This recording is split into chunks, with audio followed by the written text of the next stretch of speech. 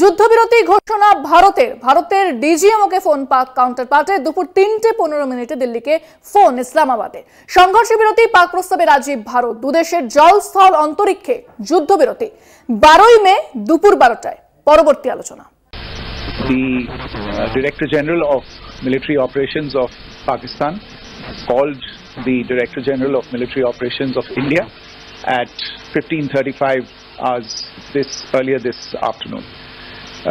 It was agreed between them that both sides would stop all firing and military action on land and in the air and sea with effect from 1700 hours Indian Standard Time today. Instructions have been given on both sides to give effect to this understanding. The Directors General of Military Operations will talk again on the 12th of May at 1200 hours.